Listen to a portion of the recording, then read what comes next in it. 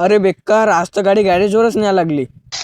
तर काय म्हणता पोटू, तर लय दिवस झाले आपले ब्लॉगच नेऊ राहिले आणि माझ्यापाशी काही कंटेंट होतं नाही ब्लॉग काढायचं. आणि आज जायचं होतं आम्हाला गाडी सर्व्हिसिंग करायला. गाडी काढली, सरळ गेलो कुऱ्यात एका गॅरेजवर आलो तर ते बंद होतं. तिथून निघालो नालो दुसऱ्या गॅरेजवर. इथं मोठ्या गाड्या असल्याच्या कारणानं सर्व्हिसिंग के लवकर होणार नाही म्हणे. मग तिथूनही निघालो, मग आलो तिसऱ्या गॅरेजवर. इथं काहीच गर्दी नव्हती, उघडे होतं. गाडी डायरेक्ट गॅरेजवर लावून टाकली. पहिले तर त्यानं एक साईडचं इंजन खोलून टाकलं. त्याच्यानंतर मग गॅरेजवर सांगितलं काय काय करायला लागते. त्यानं चायनीचं टप्पर खोललं आणि डायरेक्ट गाडीच चालू करून टाकली. आणि इंजन मध्ये ऑइल पाहिजे एक थेंबी नव्हतं. आता तर गाडीचा कांडच होता, थोडीशी अजून चालली असते तर इंजनच बसलं. त्याच्यानंतर मग एअर फिल्टर पाहिलं तर ते तर पुरं खतमच झालं होतं. ते त्याने नवीन बसून दिलं. गाडीत ऑइल कोणतं टाकलं, बॉटलीतलं नाही तर डायरेक्ट खुलं आलं. आणि हे ऑइल कमी पेट्रोलच जास्त वाटे. मग एक इंडिकेटर तुटलं तर तेलच काल ठेवतं, ते नवीन बसून टाकलं. लाईटाचा फोकस कमी झाल्याच्या कारणानं मग ह्या पांढरा लाईट लावला. 1-1.5 घंटा खोल फिटिंगच्या नंतर आता गाडी धुवायची होती. मस्त शॅम्पू गिंपू लावून गाडीला मस्त चकाचक धुवून टाकली. मग वाढली होती ऊन, मस्त डोक्याला बांधून घेतलं. मग गेलो सीट कव्हरच्या दुकानात. इथे एवढे सीट कव्हर होते पण त्यातलं मला हे आवडलं. सीट खोलून घेतली, अगोदरची कंडिशन पाहून घ्या सीटची. सीटवर पाणी नाही गेलं पाहिजे म्हणून पहिले पन्नी टाकली, त्याच्यावर मग सीट कव्हर ठेवलं. आणि याच्या वजह सीटीला टाचे मारायला डायरेक्ट मशीनच आहे, धडधड टाचेच मारते नाही रे. सीटीला कव्हर लावला आणि सीट डायरेक्ट गाडीला लावून टाकली.